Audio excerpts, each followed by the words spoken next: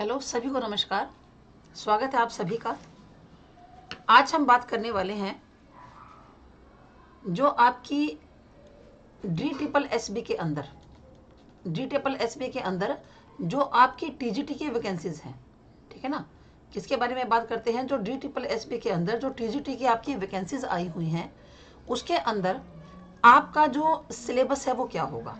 ठीक है, एक पेन को सेट कर लेते हैं। हाँ जी, तो उसके अंदर आपका जो सिलेबस है वो क्या होगा उसके बारे में हम लोग करने वाले हैं जी बात। ठीक है ना, आपका क्या सिलेबस रहेगा इसके अंदर। तो देखो, जब तक आपको अगर सिलेबस का नहीं पता तो आप तैयारी कैसे करोगे? तैयारी में आपको दिक्कत आएगी, क्योंकि बच्चे जो हैं वो बस थोड़ा बहुत ऊपर ऊपर का पढ़कर चले जाते हैं, पेपर में जाने के बाद होती है दिक्कत। फिर इसके अंदर दूसरी बात क्या है? नेगेटिव मार्किंग है। दूसरी बात क्या है? इसके अंदर नेगेटिव मार्किंग है। अगर आपका कोई भी गलत होगा तो आपका 0.25 जो मार्क्स है वो काट लिया जाएगा। ठीक है ना, यानी कि अगर आपने 4 गलत कर दिए तो आपका 1 नंबर कट जाएगा। तो जहां पर भी नेगेटिव मार्किंग होती है, जहां पर भी जो नेगेटिव मार्किंग होती है वहां पर तो वैसे भी बड़े ध्यान से पेपर करना होता है। तो देखो भाई, इसके अंदर आप यूँ कह सकते हो कि जो आपका पेपर का होगा, जो आपका पेपर होगा, तो पेपर का जो पैटर्न है वो कैसा होगा। ठीक है, तो इसके अंदर आपके 2 पेपर होंगे। पेपर कितने होंगे जी? 2 पेपर होंगे। एक तो आपका होगा कौन सा? First paper. एक तो आपका फर्स्ट पेपर है और एक कौन सा होगा? Second paper. जो सेकंड पेपर है वो आपका क्या होगा? वो आपका सब्जेक्टिव होगा। ठीक है, और जो पेपर कौन से मोड में होगा? पेपर ऑनलाइन मोड में होगा। कौन से मोड में? पेपर ऑनलाइन मोड में होगा। ठीक है, ऑनलाइन मोड के अंदर आपका जो पेपर है वो लिया जाएगा। ठीक है, तो देखिए, ऑनलाइन मोड के अंदर आपका जो पेपर है वो लिया जाएगा। एक मिनट है, इसको दोबारा से लिखते हैं। हाँ जी, तो आपका पेपर ऑनलाइन है, ऑफलाइन नहीं है। ठीक है, तो जो पहला पेपर है वो सभी के लिए क्या है? कॉमन है। पहला पेपर तो सभी के लिए क्या है भाई? कॉमन है। इसके अंदर क्या होगा कि आपके जो 5 जो है वो सब्जेक्ट आएंगे। पहला कौन सा है? पहला आपकी आएगी जी रीजनिंग। पहले क्या आएगी? आपकी रीजनिंग आएगी।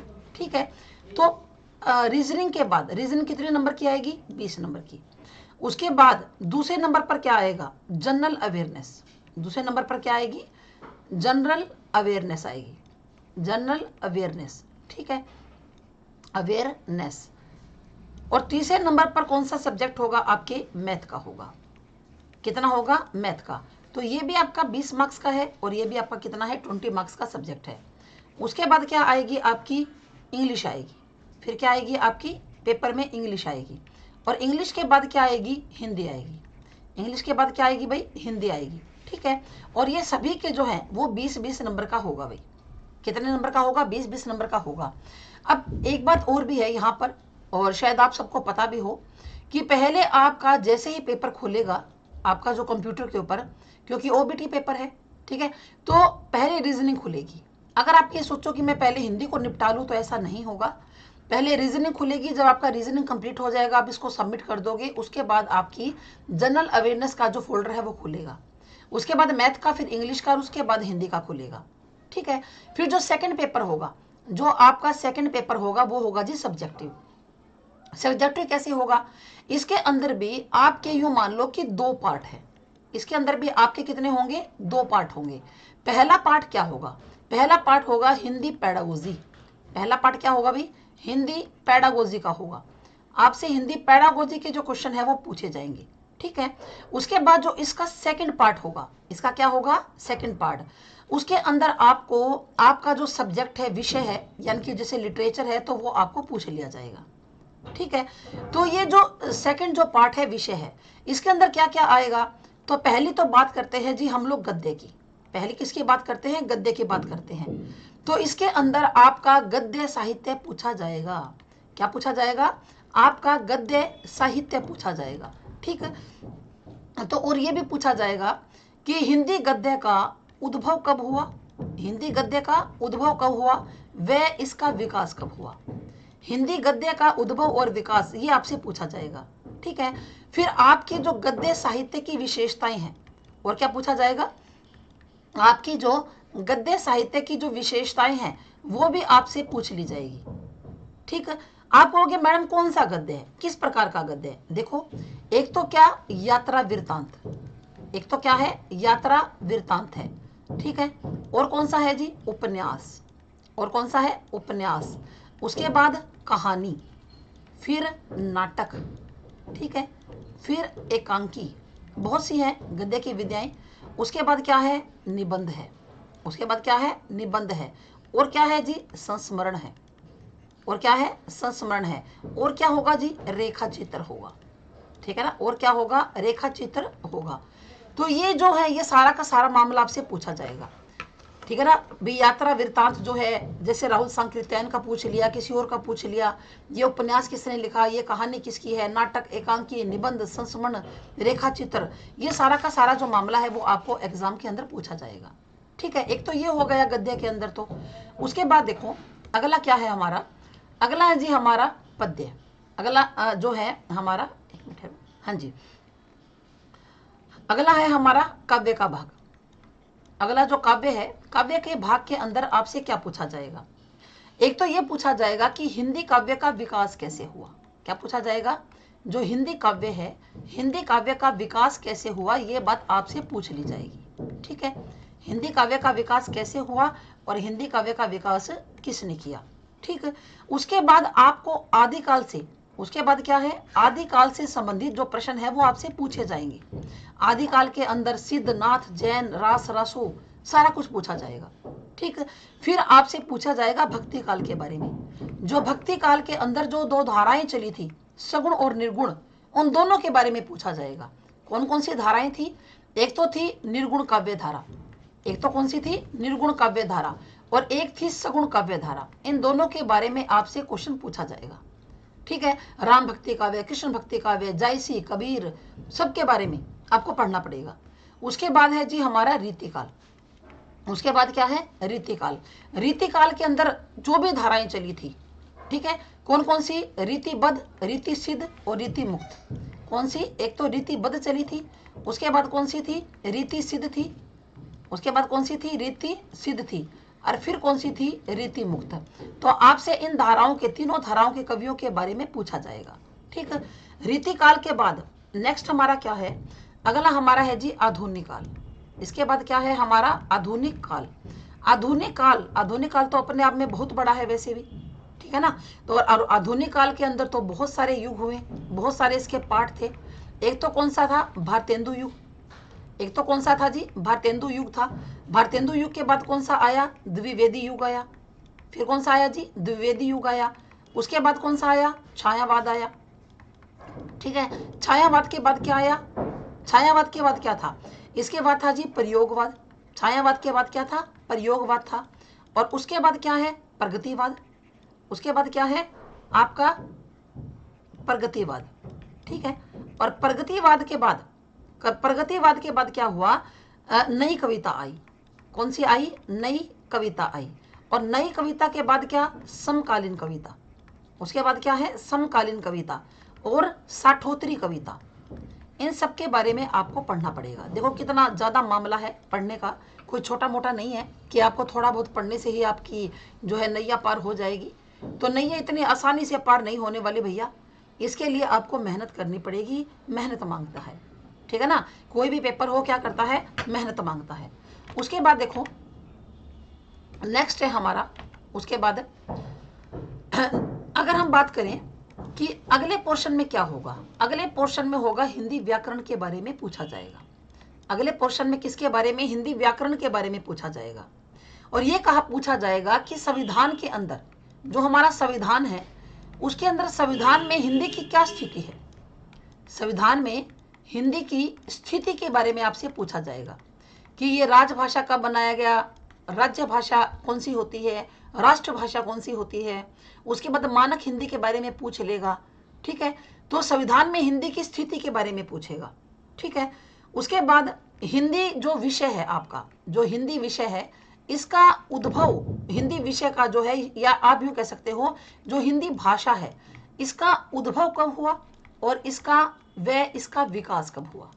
हिंदी भाषा का उद्भव और विकास के बारे में आपसे प्रश्न पूछा जाएगा, कब इसका उद्भव हुआ और कब क्या हुआ, इसका विकास हुआ। ठीक है, फिर देखो हिंदी की कौन कौन सी उपबोलियां हैं, हिंदी की कौन कौन सी क्या है, उपबोलियां हैं। और क्या पूछा जाएगा, कौन इन उपबोलियों के अंदर कौन कौन सी बोलियां और कौन कौन सी उपबोलियां हैं, दोनों बात याद कर लेना। हिंदी की कौन कौन सी उपबोलियां हैं और कौन कौन सी हिंदी की बोलियां हैं, और ये कहाँ कहाँ बोली जाती है, सारा का सारा आपसे पूछा जाएगा। फिर देखिए जो देवनागरी लिपि है, फिर क्या है कि जो देवनागरी लिपि है इसका विकास कैसे हुआ, देवनागरी लिपि का विकास कैसे हुआ। फिर आगे आता है हमारा वर्ण विचार, फिर क्या आता है, वर्ण। वर्ण के बाद आपको शब्द का टॉपिक पूछेगा, फिर पूछेगा जी वाक्य का टॉपिक। ठीक है, उसके बाद क्या पूछेगा आपसे, संधि का टॉपिक पूछा जाएगा। ठीक, समास का, संधि, समास, फिर अलंकार, अलंकार भी आपको पढ़ के जाने पड़ेंगे।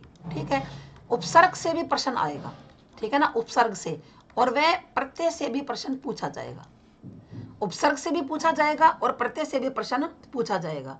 ठीक है, उसके बाद और क्या पढ़ना है आपको, जितने भी विकारी शब्द होते हैं, विकारी कौन कौन से होते हैं भी, विकारी होती है एक तो संज्ञा, ठीक है, एक क्या होता है विकारी, सर्वनाम, संज्ञा, सर्वनाम, और क्या है विकारी, विशेषण, ठीक है ना, और क्या है विशेषण, और क्या है भाई क्रिया।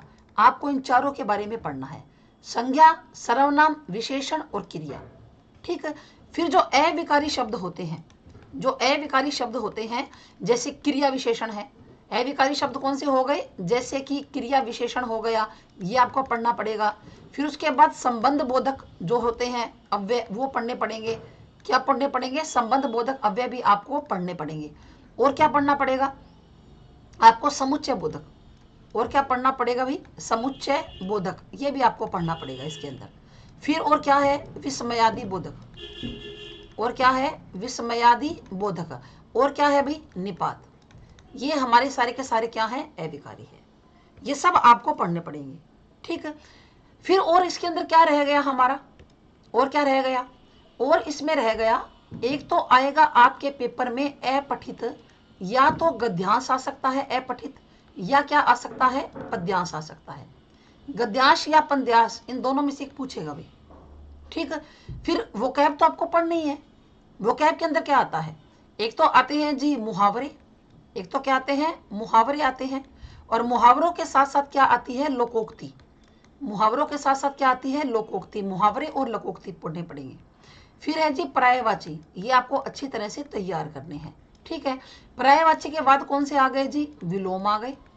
ठीक है, उसके बाद वाक्यांशों के लिए एक शब्द, उसके बाद क्या है, वाक्यांशों के लिए एक शब्द, तो ये भी आपको पढ़ना होगा, वाक्यांशों के लिए एक शब्द, ये भी आपको क्या करना पड़ेगा, पढ़ना पड़ेगा। क्लियर बात। और क्या पढ़ोगे इसके अंदर, और हम पढ़ेंगे कि वर्तनी जो है, यानी कि जो शुद्ध अशुद्ध वर्तनी होती है, उसके बारे में भी आपसे पेपर में पूछा जाएगा। ठीक है, तो ये मामला भी हमारा, यानी कि जो हमारी वोकैब है वो भी हमारी क्या होनी चाहिए, तैयार होनी चाहिए, वोकैब भी हम लोग तैयार करके जाएंगे। तो देखिए कोई थोड़ा मामला नहीं है, मामला बहुत ज़्यादा है। ठीक, आपको कुल मिलाकर बात क्या है, हिंदी का साहित्य और प्लस में व्याकरण, ये दोनों आपने पढ़ने हैं, और प्लस में क्या आ जाएगी, हिंदी की पैडागोजी, क्या आ जाएगी, हिंदी की पैडागोजी आ जाएगी। इतना मामला आपने तैयार करना है। ऊपर से आपकी नेगेटिव मार्किंग है।